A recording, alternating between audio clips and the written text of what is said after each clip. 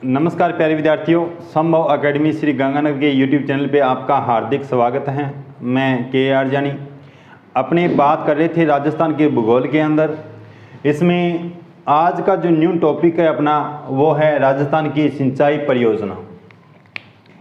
राजस्थान की सिंचाई परियोजना,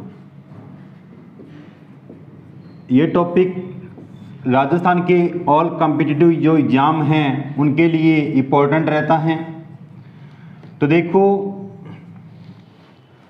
राजस्थान की सिंचाई परियोजना, ठीक है, इरिगेशन प्रोजेक्ट। तो सबसे पहले तो अपने को देखना है भी सिंचाई होती क्या है। सिंचाई होती क्या है, इसकी यदि अपनी बात करें, सिंचाई क्या होती है सिंचाई, ठीक है, पहले इसके बारे में पढ़ेंगे। फिर पढ़ेंगे भी सिंचाई की आवश्यकता क्यों पड़ती है, आवश्यकता क्यों पड़ती है, इसकी बात करेंगे, ठीक है। उसके बाद पढ़ेंगे भी राजस्थान में सिंचाई के कौन कौन से प्रकार हैं, वहाँ से क्वेश्चन पूछा जाता है क्षेत्र को लेके, ठीक है। और उसके बाद में सिंचाई से संबंधित जो बजट में घोषणाएं हुई हैं या अपना जो इकोनॉमी सर्वे है उसमें बात करेंगे भी कौन कौन सी न्यू योजनाएं इसके संबंध में रहती हैं, ठीक है। तो देखो साथियों, पहले यदि मैं सिंचाई की बात करूं भी सिंचाई क्या होती है, इसकी यदि अपने चर्चा करें तो देखो, फसलों में कृत्रिम तरीके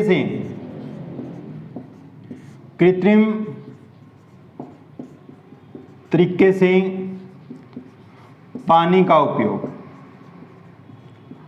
क्या कहलाता है, सिंचाई कहलाता है। फसलों में कृत्रिम तरीके से पानी का उपयोग क्या कहलाता है, सिंचाई कहलाता है, ठीक है। इस सिंचाई की आवश्यकता क्यों पड़ती है, राजस्थान के संदर्भ में देखें तो इसमें बहुत सारे जो कारक हैं अपने सामने निकल के आते हैं। तो देखो कौन कौन से हैं।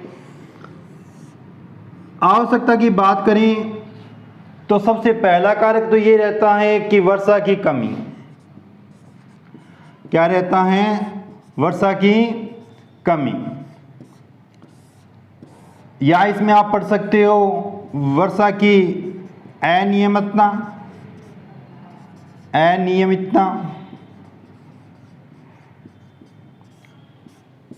वर्षा की अनियमितता। तो देखो साथियों, अपना जो राजस्थान है यहाँ पे जब जलवायु वाला टॉपिक पढ़ा था तो उसमें बताया था भी दो तरह से मानसून राजस्थान में प्रवेश करता है। उसमें से जो अरब सागर की शाखा है वो अरावली के समानांतर निकल जाती है, इस तरह से, ठीक है, समानांतर निकल जाती है। और बंगाल की खाड़ी की शाखा राजस्थान में वर्षा करती है। यानी कुल मिलाकर राजस्थान में वर्षा कम रहती है। वर्षा की जो मात्रा है राजस्थान में, वर्षा का जो एवरेज है, वर्षा की मात्रा या वर्षा का जो एवरेज है वो रहता है 57.7%। ये एवरेज रहता है 57.7, ठीक है। यदि अपने भारत की बात करें तो भारत में लगभग रहता है 108 से ऊपर, यानी भारत से भी राजस्थान में कम होती है वर्षा 57.7, ठीक है। तो वर्षा की कमी पाई जाती है। वर्षा की कमी यहाँ पर होने की वजह से फसलों के अंदर कृत्रिम रूप से जो पानी लगाया जाता है या जो जल का उपयोग किया जाता है उसे बोलते हैं सिंचाई, ठीक है साथियों। दूसरी यदि अपने बात करें तो दूसरा पॉइंट रहता है भूजल स्तर का गिरना। भूजल स्तर का गिरना, ये भी कारण रहता है। भूजल स्तर दिन प्रतिदिन गिरता हुआ जा रहा है, ठीक है। और आपने पढ़ा होगा कि प्रत्येक जो आर्थिक सर्वेक्षण आता है उसमें डार्क जोन घोषित किए जाते हैं। भी राजस्थान में बहुत सारे क्षेत्र हैं जो डार्क जोन के अंदर हैं, ठीक है, यानी जहां पर भूजल स्तर गिरता हुआ जा रहा है उन क्षेत्रों को डार्क जोन में घोषित किया गया है। और यहां से क्वेश्चन पूछा जाता है भी निम्नलिखित में से नवीनतम डार्क जोन क्षेत्र कौन सा घोषित किया गया है या कौन सा क्षेत्र रहता है, ठीक है, इसकी भी बात करेंगे अपनी। और यदि मैं बात करूं तो देखो स्थायी जल स्तर का कम होना, स्थायी जल स्तर का कम होना ये पॉइंट रहता है, ठीक है। और स्थायी जल स्तर का कम होना ये कुछ फैक्ट रहते हैं। इसी वजह से यहाँ पे राजस्थान में सिंचाई की आवश्यकता पड़ती है, ठीक है। दोबारा बता देता हूँ, राजस्थान में सिंचाई परियोजना पढ़ रहे हैं अपनी। सिंचाई क्या होती है? फसलों में कृत्रिम तरीके से पानी का उपयोग करना क्या कहलाता है? सिंचाई। सिंचाई की आवश्यकता क्यों पड़ती है? तो मुख्य कारण तो रहता है वर्षा की कमी। राजस्थान में वर्षा की मात्रा कम रहती है, 57.7 ये यहाँ पे वर्षा रहती है। और भारत में वर्षा होती है 108 से ऊपर, ठीक है। वर्षा की अनियमितता पाई जाती है क्योंकि वर्षा टाइम पर नहीं हो पाती राजस्थान के अंदर, वर्षा समय पर नहीं होती है, ठीक है। और तीसरा जो कारक रहता है वो है भूजल स्तर का गिरना। चौथा जो कारक है वो है स्थायी जल स्तर का कम होना, ठीक है। ये कुछ कारक रहते हैं। आगे इसमें यदि अपनी बात करें तो देखो सिंचाई के जो साधन हैं वो कौन कौन से यूज लिए जाते हैं राजस्थान में, इसकी बात करेंगे। सिंचाई के साधन,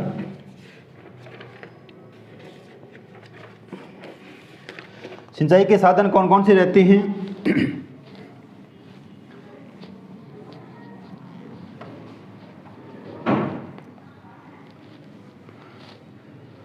तो देखो साथियों, यहां पर राजस्थान में यहां से क्वेश्चन पूछा जाता है सिंचाई के साधनों को लेकर। भी सिंचाई के साधन कौन कौन से राजस्थान में? राजस्थान में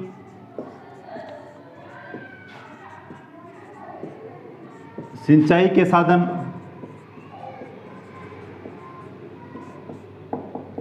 ठीक है, राजस्थान में सिंचाई के साधन, इसकी यदि बात करें तो एक नंबर पर नहरें, ठीक है। 2 पर देखें तो कुएं, 3 पर तालाब, इसके बाद नलकूप और इसके बाद हैं झील। ये मुख्य रूप से सिंचाई के साधन रहते हैं राजस्थान में, जिनके माध्यम से राजस्थान में सिंचाई होती है। अब यहाँ से क्वेश्चन क्या रहता है? स्पेसिफिक जिलों को लेकर क्वेश्चन पूछा जाता है। भी सर्वाधिक नहरों के द्वारा सिंचाई राजस्थान में कौन से जिले में होती है, या सर्वाधिक कुओं के द्वारा सिंचाई राजस्थान में कौन से जिलों में होती है, इसकी यदि अपनी बात करें तो देखो साथियों, सर्वाधिक नहरों के द्वारा जो सिंचाई है वो होती है गंगानगर में, श्री गंगानगर, जहां पर राजस्थान में सर्वाधिक आंधियां चलती हैं, ठीक है, अन्न का कटोरा कहा जाता है। और यहां पर सर्वाधिक नहरों के द्वारा सिंचाई की जाती है श्री गंगानगर के अंदर। और सर्वाधिक कुओं के द्वारा जो सिंचाई होती है, सर्वाधिक कुओं के द्वारा जो सिंचाई होती है वो होती है जयपुर में। कहाँ है? जयपुर के अंदर, ठीक है। इसके बाद यदि अपने बात करें तो सर्वाधिक तालाबों के द्वारा सिंचाई की बात करूं तो भीलवाड़ा, भीलवाड़ा, ठीक है। और नलकूप के द्वारा सर्वाधिक सिंचाई, जिसे आप ट्यूबवेल बोलते हो, उसके द्वारा सर्वाधिक सिंचाई होती है भरतपुर में, भरतपुर के अंदर। और जिलों के द्वारा सर्वाधिक सिंचाई, जिलों की नगरी कहा जाता है उदयपुर को। तो यहाँ पर सर्वाधिक जिलों के द्वारा सिंचाई होती है, ठीक है। दोबारा बता देता हूँ, सर्वाधिक नहरों के द्वारा सिंचाई श्री गंगानगर के अंदर, कुएं के द्वारा सर्वाधिक सिंचाई जयपुर के अंदर है, तालाब के द्वारा सर्वाधिक सिंचाई भीलवाड़ा में है, नलकूप के द्वारा सर्वाधिक सिंचाई भरतपुर में है, और झील के द्वारा सर्वाधिक सिंचाई उदयपुर में है। एक तो ये क्वेश्चन पूछा जाता है स्पेसिफिक नाम देकर, ठीक है। अब क्वेश्चन ये रहता है भी इनमें से ये जो कारक हैं, सिंचाई के जो साधन हैं, इनमें से सर्वाधिक सिंचाई राजस्थान में कौन से साधन के माध्यम से की जाती है, या किसके माध्यम से सर्वाधिक सिंचाई राजस्थान में की जाती है। इसकी यदि अपनी बात करें तो एक आता है कुएं और नलकूप। कुएं और नलकूप, यदि आपको इन दोनों का पूछा जाए साथ मिला के भी कुएं और नलकूप के द्वारा सर्वाधिक सिंचाई वाला जिला कौन सा है, तो जिला रहता है जयपुर। पहला जिला जयपुर है, दूसरा अलवर है। यदि एक बार क्वेश्चन पूछा गया था, दो जिलों का जोड़ा दे रखा था, ठीक है, तो ध्यान में रखना, पहला जयपुर है, दूसरा अलवर है। यदि आपको कुएं और नलकूप दोनों साथ मिलाकर पूछें तो जयपुर और अलवर। कुआं अकेला पूछे तो सर्वाधिक जयपुर में है, नलकूप अकेला पूछे तो रहता है भरतपुर के अंदर, ठीक है। और राजस्थान में सर्वाधिक सिंचाई का साधन या सर्वाधिक सिंचाई जिस साधन के माध्यम से होती है तो वो रहता है कुएं और नलकूप। सर्वाधिक सिंचाई किस साधन के माध्यम से होती है, कुएं और नलकूपों के द्वारा सिंचाई होती है, ठीक है साथियों। इसके बाद दो क्वेश्चन और रहते हैं, कौन कौन से हैं देखो।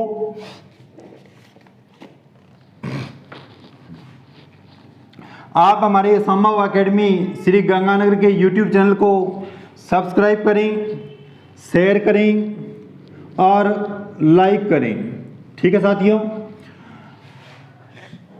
बात कर रहे थे साधनों की। अब यहां से क्वेश्चन ये पूछा जाता है भी राजस्थान में सर्वाधिक सिंचाई किस जिले में होती है। क्वेश्चन क्या है, राजस्थान में सर्वाधिक सिंचाई किस जिले में है। जिला पूछा जाता है तो जिला रहता है श्री गंगानगर, यानी गंगानगर हनुमानगढ़ वाला जो बेल्ट है या उत्तरी राजस्थान, ये भी पूछ सकता है आपसे, उत्तरी राजस्थान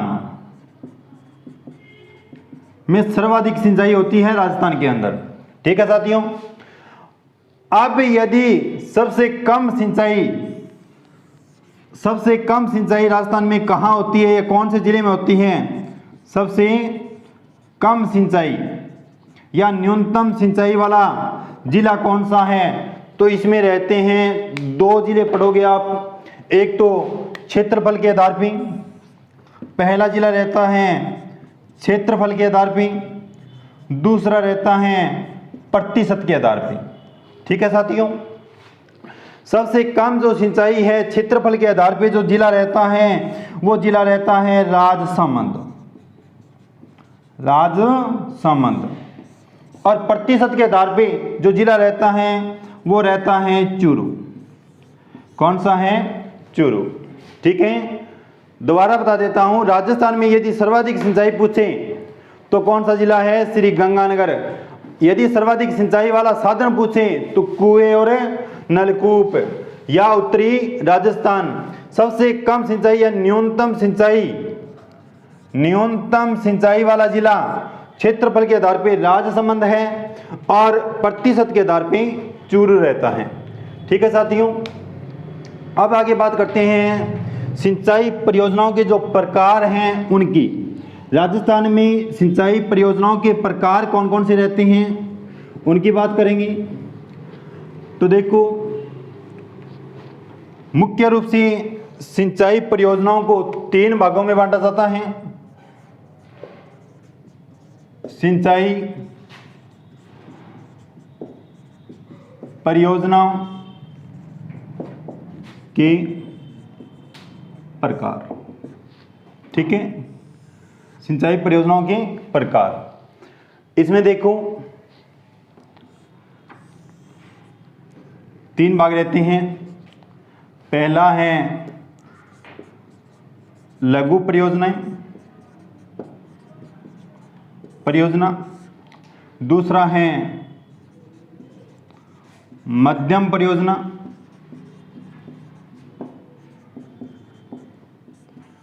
मध्यम परियोजना, और तीसरा है वृहद परियोजना। वृहद परियोजना।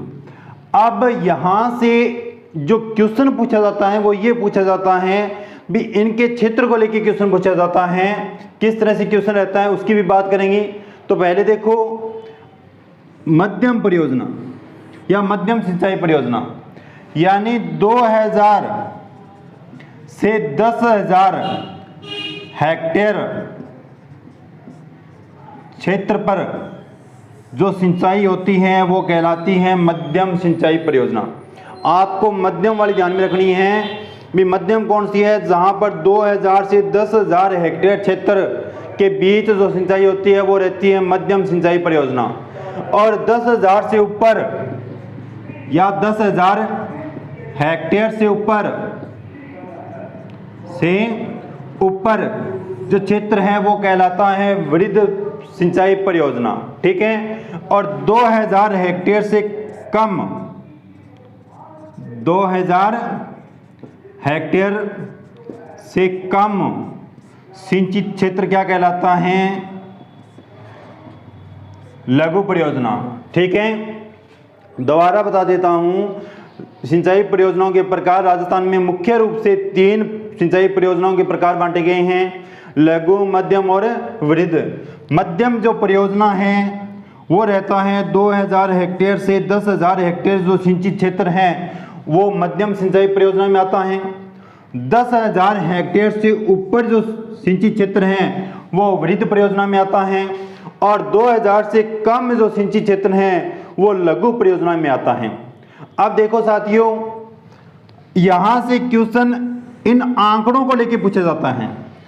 क्वेश्चन पूछ सकता है भी 2000 से 10,000 हेक्टेयर क्षेत्र में जो सिंचित क्षेत्र है उसे कौन सी परियोजनाओं में शामिल किया जाता है, तो मध्यम सिंचाई परियोजना। ठीक है। और 10,000 हेक्टेयर से ऊपर जो क्षेत्र है उसे कौन सी परियोजना में शामिल किया जाता है, तो वृहद सिंचाई परियोजना। इस तरह से क्वेश्चन बन सकता है अपना। ठीक है। ये थे 3 प्रकार। इसके बाद अपने बात करेंगे एक चौथा प्रकार और रहता है, वो है बहुउद्देशीय परियोजना। बहुउद्देशीय परियोजना,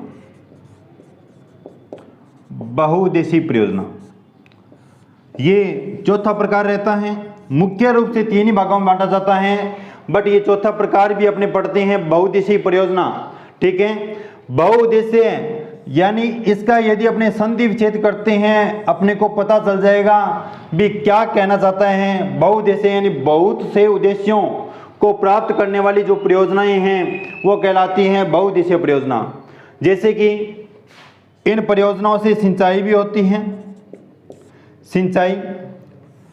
दूसरा, इनसे जल विद्युत भी प्राप्त होता है, जल विद्युत।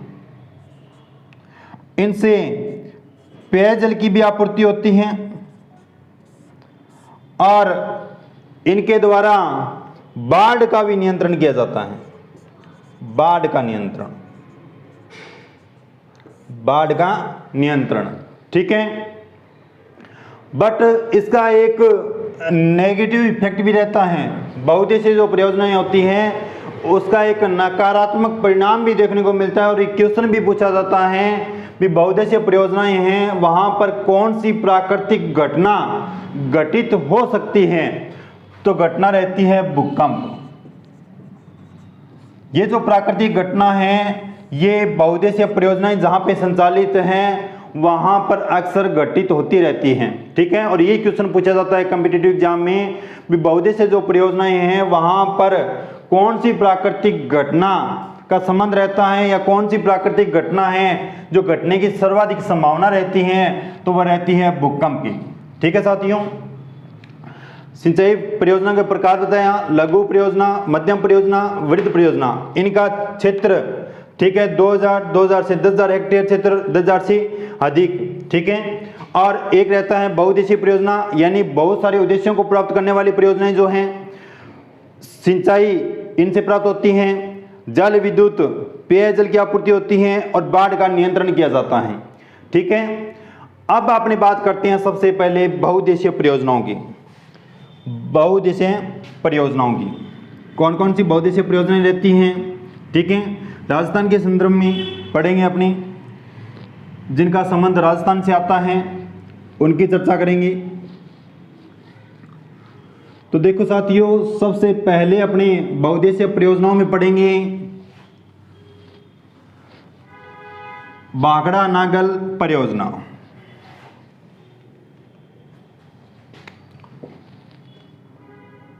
पहली परियोजना बहुउद्देशीय परियोजना, ठीक है। इसमें पहली है बागड़ा नागल परियोजना।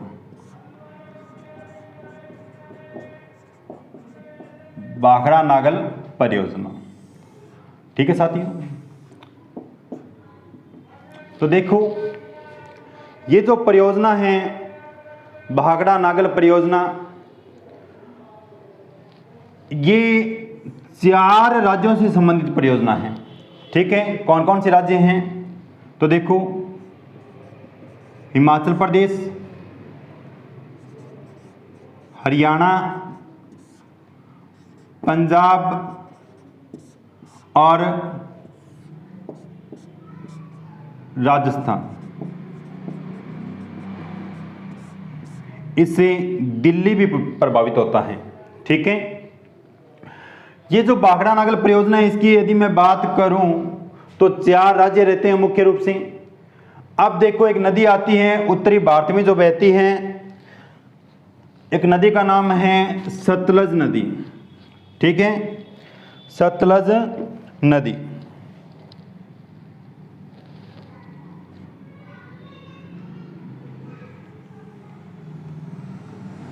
इस तरह से नदी बहती है, नदी का नाम है सतलज नदी, ठीक है साथियों। इस सतलज नदी पर एक यहां हिमाचल प्रदेश के अंदर, हिमाचल प्रदेश बिलासपुर में एक बांध बनाया गया है। इस बांध का नाम है बागड़ा बांध। क्या नाम है? बागड़ा बांध, ठीक है। इसके बाद में पंजाब के अंदर इस नदी पे एक बांध बनाया गया है रोपड़ में। रोपड़ पंजाब के अंदर एक बांध बनाया गया है और इस बांध का नाम है नागल बांध। कहां पर है? पंजाब के अंदर है। नदी कौन सी रहती है? सतलज नदी, ठीक है साथियों। अब देखो, भारत के प्रथम प्रधानमंत्री पंडित जवाहरलाल नेहरू, पंडित जवाहरलाल नेहरू जी, इनकी स्टेटमेंट को लेकर क्वेश्चन पूछा जाता है। इन्होंने पहले तो देखो, जो बहुउद्देशीय परियोजनाएं थी इनके बारे में एक स्टेटमेंट दी थी। कहा था भी, पंडित जवाहरलाल नेहरू जी ने क्या कहा था भी, बहुउद्देशीय परियोजनाओं को आधुनिक भारत का मंदिर कहा जाता है। आधुनिक भारत का मंदिर किसने कहा था? पंडित जवाहरलाल नेहरू जी ने कहा था, ठीक है। दूसरी यदि अपनी बात करें तो ये जो बागड़ा बांध है, इसका जो शिलान्यास किया था वो पंडित जवाहरलाल नेहरू जी ने किया था, शिलान्यास, ठीक है। और इस बागड़ा बांध को एक उपमा दी थी, चमत्कारी विराट वस्तु। चमत्कारी विराट वस्तु किसको कहा था? बागड़ा बांध को कहा था। पंडित जवाहरलाल नेहरू जी ने बहुउद्देशीय परियोजनाओं को आधुनिक भारत का मंदिर कहा था और ये बागड़ा बांध का शिलान्यास पंडित जवाहरलाल नेहरू जी ने किया था और इस बांध को चमत्कारी विराट वस्तु की संज्ञा दी थी, ठीक है। और यदि अपने बागड़ा बांध की बात करें तो देखो साथियों, ये गुरुत्व दृष्टि से, गुरुत्व की दृष्टि से भारत का सबसे ऊंचा बांध है। गुरुत्व की दृष्टि से भारत का सबसे ऊंचा बांध, भारत का ही नहीं पूरे विश्व का सबसे ऊंचा बांध है। गुरुत्व की दृष्टि से पूरे विश्व का सबसे ऊंचा बांध माना जाता है कौन सा? भाखड़ा बांध। और ये जो बांध है ये कंक्रीट से निर्मित है, कंक्रीट से निर्मित बांध। ठीक है साथियों, कंक्रीट से निर्मित बांध है भाखड़ा बांध। गुरुत्व की दृष्टि से भारत का सबसे ऊंचा बांध है। कहां पर है? हिमाचल प्रदेश में है, बिलासपुर के अंदर है। ठीक है, दूसरी बात करते हैं रोपड़ की। रोपड़ कहाँ है? पंजाब के अंदर है, नांगल बांध।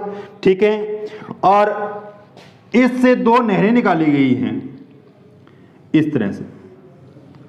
एक नहर का नाम है बिस्त दोआब नहर, बिस्त दोआब नहर। दूसरी जो नहर है वो है नांगल नहर, नांगल नहर। ये पंजाब में जाती हैं, पंजाब में सिंचाई की पूर्ति करती हैं। और बिस्त दोआब जो नहर है वो रहती हैं अपने राजस्थान में, मुख्य रोल रहता है। और इस नहर के माध्यम से सर्वाधिक सिंचाई जो होती है वो होती है हनुमानगढ़ को। किसको होती है? हनुमानगढ़ को सर्वाधिक सिंचाई होती है इस बिस्त दोआब नहर के माध्यम से। ठीक है साथियों, दोबारा बता देता हूं, सतलज नदी राक्षस स्थल झील से निकलती है। ठीक है, उत्तरी भारत में बहती हैं, सिंधु की सहायक नदी हैं। और ये नदी बिलासपुर हिमाचल प्रदेश में इस पे बांध बनाए गए हैं जिसे भाखड़ा बांध कहा जाता है। गुरुत्व की दृष्टि से भारत का सबसे ऊंचा या विश्व का सबसे ऊंचा बांध है और ये कंक्रीट से निर्मित बांध है। जवाहरलाल नेहरू जी ने इसका शिलान्यास किया था और इसे चमत्कारी विराट वस्तु की संज्ञा दी थी। ठीक है, चमत्कारी विराट वस्तु की संज्ञा दी थी। और यदि अपने बात करें तो इसी पे आगे एक बांध बना हुआ है जिसका नाम है नांगल बांध, रोपड़ पंजाब के अंदर बना हुआ है। इससे दो नहरें निकाली गई हैं, एक नहर है नांगल नहर, दूसरी है बिस्त दोआब नहर। इससे राजस्थान में हनुमानगढ़ को सर्वाधिक सिंचाई की सुविधा उपलब्ध होती है। ठीक है साथियों, ये रहता है। और भाखड़ा नांगल जो परियोजना है वो मुख्य रूप से, यदि आपसे राज्य पूछे तो राज्य रहते हैं पंजाब, हरियाणा और राजस्थान। कहीं कहीं पर इसके साथ में हिमाचल प्रदेश को भी दिया जाता है। इनकी संयुक्त परियोजना मानी जाती है ये। ठीक है साथियों, और यदि बात करें अपनी इसका जो विचार दिया था भाखड़ा नांगल परियोजना का सर्वप्रथम, तो सर लुइस डेन ने दिया था 1908 के अंदर। सर्वप्रथम विचार देने वाला व्यक्ति कौन था? Sir Louis Dane. ये कौन थे? ये पंजाब में लेफ्टिनेंट गवर्नर थे। इन्होंने सर्वप्रथम इस भाखड़ा नांगल परियोजना के बारे में अपना विचार प्रस्तुत किया था। ठीक है, और इसका जो निर्माण कार्य है वो 1948 में शुरू हुआ था। 1948 के अंदर ये कुछ बातें रहती हैं भाखड़ा नांगल परियोजना को लेकर। ठीक है, जवाहरलाल नेहरू जी की जो स्टेटमेंट है वो जरूर ध्यान में रखना। भी बहुउद्देशीय परियोजनाओं को किस संज्ञा दी थी? आधुनिक भारत का मंदिर कहा था। और भाखड़ा जो बांध है इसको गुरुत्व की दृष्टि से इसको चमत्कारी विराट वस्तु की संज्ञा दी थी। क्या दी थी? चमत्कारी विराट वस्तु की संज्ञा किसने दी थी? पंडित जवाहरलाल नेहरू जी ने दी थी। ठीक है साथियों, ये कुछ रहते हैं फैक्ट। इसके बाद अपन पढ़ेंगे रावी व्यास परियोजना। आज के लिए इतना ही। आप हमारे संभव एकेडमी श्री गंगानगर के YouTube चैनल को सब्सक्राइब करें लाइक करें, शेयर करें। Thank you.